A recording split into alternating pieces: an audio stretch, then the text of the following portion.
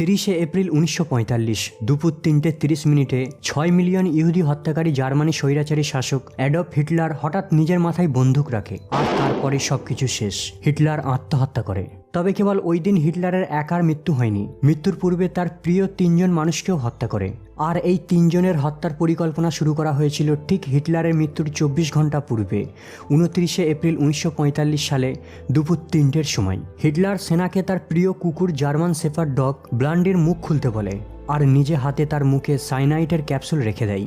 মুখে বিষ পড়তেই ব্লান্ডি তখনই বিষের কারণে মারা যায়। ব্লান্ডি ছিল হিটলারের সবচেয়ে প্রিয় পোষ্য প্রাণী, যাকে সে ছোট থেকে নিজের সন্তানের মতো বড় করে তুলেছিল। এখন প্রশ্ন হলো, কেন হিটলার তার পুত্রের সমতুল্য কুকুরটিকে হত্যা করলো? আসলে হিটলার নিজে থেকে তাকে হত্যা করতে চায়নি, কিন্তু তার সত্ত্বেও দুটি প্রধান কারণের জন্য হিটলার তাকে হত্যা করে। সর্বপ্রথমে হিটলার ওই সাইনাইড ক্যাপসুলটির বিষ পরীক্ষা করছিল, কারণ ঠিক 24 ঘন্টা পরে ওই ক্যাপসুলটি তার 15 ঘন্টা আগে বিয়ে করা নব্য স্ত্রী এভা ব্রাউনকে খাওয়াবে।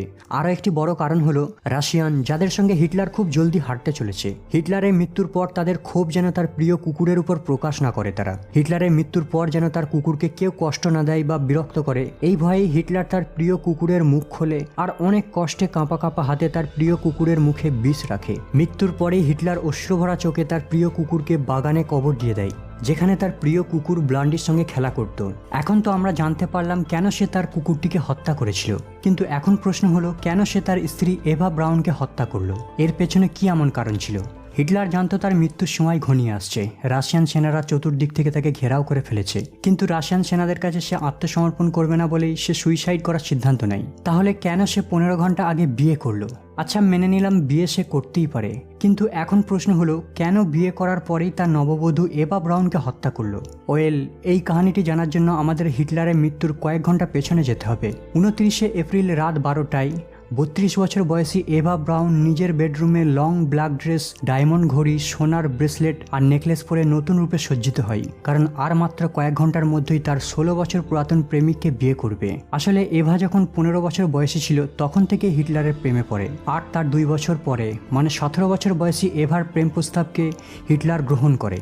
কিন্তু হিটলার এত বড় স্বৈরাচারী শাসক ছিল, এমনকি বিশ্বের সামনে তার ব্যক্তিগত ভালোবাসার জীবনে জানাতে চাইতো না। গোটা বিশ্বের কাছে নিজের দেশকেই সব থেকে বেশি ভালোবাসে এটাই তুলে ধরার চেষ্টা করত, আর এভাকে বিশ্বের সামনে বেস্ট ফ্রেন্ডের ট্যাগ দিয়ে রাখে। কেবলমাত্র হিটলারের কিছু বিশেষ অফিসাররাই জানতো যে তারা কাপলস, যাদের পৃথক দুটি বেডরুম রয়েছে, কিন্তু এই দুটো বেডরুমের মাঝে দুটো বাথরুম রয়েছে, যার মধ্যে একটি পরস্পর সংযুক্ত পথ রয়েছে, আর এই পথটি দিয়ে হিটলার মাঝে মাঝে এভার বেডরুমে দেখা করতে যেত। হিটলার এভাকে কতটা ভালোবাসে তার একটি দৃষ্টান্ত দেখুন। যুদ্ধের সময় হিটলার ব্যস্ত থাকা সত্ত্বেও রোজ এভাকে কল করে খোঁজ খবর নিত। এমনকি যখন এভা কোনো স্পোর্টসের জন্য যেত আর ফিরতে লেট করত, তার চিন্তায় ঘুম হতো না, সে নার্ভাস হয়ে পড়তো। এই বিষয়টি একমাত্র তার স্পেশাল অফিসাররাই জানতো। এভার বায়োগ্রাফার হাইকে গোটা মেকার তার নোটসে লেখেন, মাঝে মাঝে তারা ইন্টিমেটও হতো আর অনেক প্রেমও করত, কিন্তু তা সত্ত্বেও তারা কখনো একজন কাপলস হিসাবে ছিল না। এর পেছনে প্রধান দুটি কারণ রয়েছে। সে জানতো সে কখনো তার স্ত্রীকে সময় দিতে পারবে না, প্লাস সে কখনো পিতা হতে পারবে না।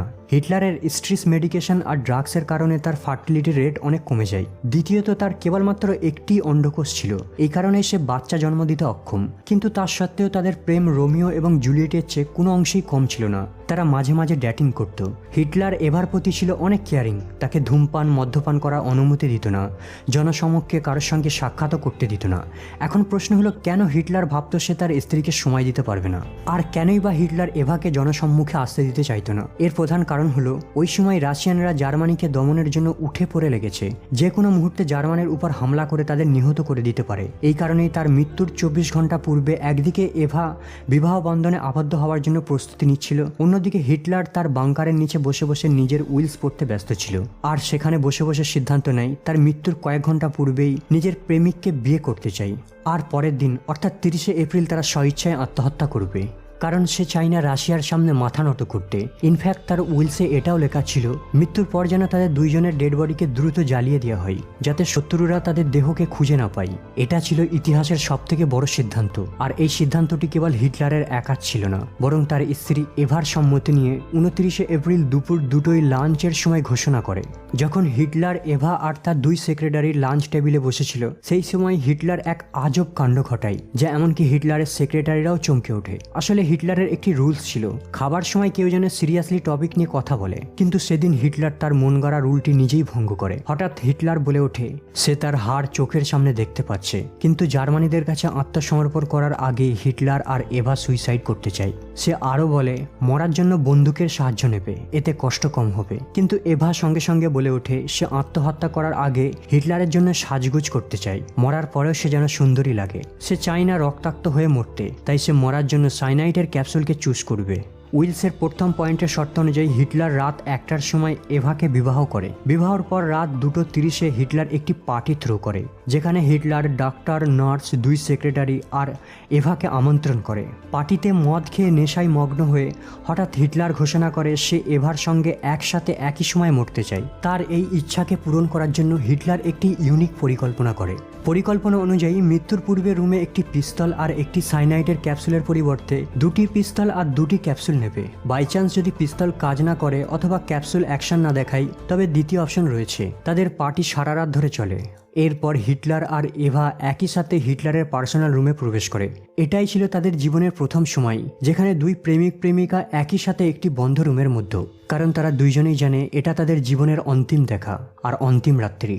আসলে হিটলারের ওই রাত্রি ছিল ফুলসজ্জার, কিন্তু হিটলারের এই চরম খুশির রাত্রি কেবলমাত্র সকাল পর্যন্তই মেয়াদ থাকবে। কারণ 30শে এপ্রিল সকাল 6টার সময় হিটলার খবর পায় রাশিয়ান সেনারা রিচট্যাগ পর্যন্ত পৌঁছে গেছে, এমনকি তারা রিচট্যাগকেও নিজেদের অধীনে করে নিয়েছে।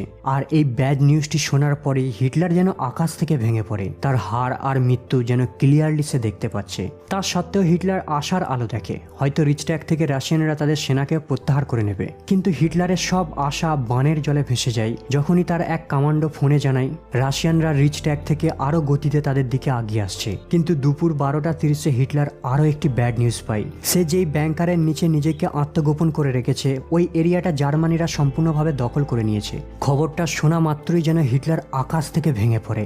তার মধ্যে কোনো রেসপন্স ছিল না, কোনো ইমোশনাল ছিল না, কোনো ফেসিয়াল এক্সপ্রেশন ছিল না, আর সে কারোর কথাও শুনতে চায় না। আর যখন সে মুখ খুলে সে কেবল একটি কথাই বলেছিল, সে কোনোভাবে কোনো মিউজিয়ামের এক্সিবিশন হতে চায় না। এই কারণেই রাশিয়ানদের কাছে সারেন্ডার করার পূর্বে সে আত্মহত্যা করতে চায়, আর তার অফিসারদের আদেশ দেয় মৃত্যুর পর যেন তার দেহকে জ্বালিয়ে ছায়ে পরিণত করা হয়, কোনোভাবেই রাশিয়ানরা যেন তার সামান্য চিহ্নটুকু খুঁজে না পায়। 12:45 হিটলার তার সেনাদের সঙ্গে হ্যান্ডশেক করে আর তাদের সাহায্য আর অনুগত্যের জন্য ধন্যবাদ জ্ঞাপন করে। এরপর হিটলার একদম নিস্তব্ধ হয়ে যায়, এতটাই নিস্তব্ধ হয়ে যায় মৃত্যু পর্যন্ত একটাও ওয়ার্ড মুখ থেকে বের করেনি। সেনাদের সঙ্গে সাক্ষাৎ করার পরে হিটলার তার অন্তিম ভোজন স্প্যাগেটি আর সালাদ খেতে ডাইনিং টেবিলে বসে। এই সময় কেবল হিটলার একাই খাবার খাচ্ছিল, না এভা খাবারে হাত দিচ্ছিল, না তার সেক্রেটারিরা। এমনকি এভা সকাল থেকে নিজেকে একটি রুমে বন্দি করে রেখেছিল। কিন্তু যখন মৃত্যুর সময় আসে, এভা আবার নতুন করে সাজা শুরু করে। একদিকে হিটলার মৃত্যুর পূর্বে শান্ত শিষ্ট বসেছিল, অন্যদিকে এভা সাজার জন্য কাপড় খুঁজতে ব্যস্ত। এভা হিটলারের জন্য তার প্রিয় কালার ব্ল্যাক ড্রেস চুজ করে। এখন সময় এসে গেছে 2 যুগল তাদের অন্তিম শ্বাস নেবে। দুপুর 3:30-এর সময় এভা আর হিটলার রুমে প্রবেশ করে। এরপরেই রুমের বাইরে থাকা অফিসাররা কিছু সময় পরেই একটি গুলির শব্দ শুনতে পায়। গান শট শোনার পরেই সেখানে থাকা সকলেই একদম সাইলেন্স হয়ে যায়। পুরো বাংকার জুড়ে যেন হঠাৎ নিশুতি রাত্রি নেমে এলো। রুমে থাকা সকল সেনারা কয়েক মিনিটের জন্য স্ট্যাচুতে পরিণত হয়ে যায়, আর 3:40 পর্যন্ত একজনও কেউ মুভ করেনি। এখন সময় এসেছে হিটলারের অন্তিম আদেশকে পালন করার। তাই হিটলারের 2 স্পেশাল অফিসার বোরম্যান আর লিঞ্চি হিটলারের রুমে প্রবেশ করে আর রক্তাক্ত হিটলার আর এভার মৃত্যুদেহকে সেখান থেকে তুলে 3:50 একসাথে 2 জনকে পেট্রোল দিয়ে জ্বালিয়ে দেয়। এরপর তারা 2 জনের ভস্ম হওয়া দেহকে তুলে তার প্রিয় কুকুরের কবরস্থানের পাশে দাফন করে দেয়। বন্ধুরা, এই কাহিনীটি শোনার পর হিটলারের এক নতুন রূপ দেখতে পেয়েছেন। এই কাহিনী থেকে হিটলার সম্পর্কে একটি বিষয় আমরা জানতে পারি, তা হলো বিশ্বজয়ের লোভে হিটলারকে নিষ্ঠুরতা, ধর্মান্ধা, স্বৈরাচারী শাসক বানিয়ে দিয়েছিল ঠিকই, কিন্তু যখনই প্রসঙ্গ ওঠে জার্মানি নাৎসি অথবা তার অফিসার সম্পর্কে, অথবা তার কুকুরের প্রতি স্নেহ কিংবা প্রেমিকের প্রতি দুর্বলতা প্রসঙ্গে,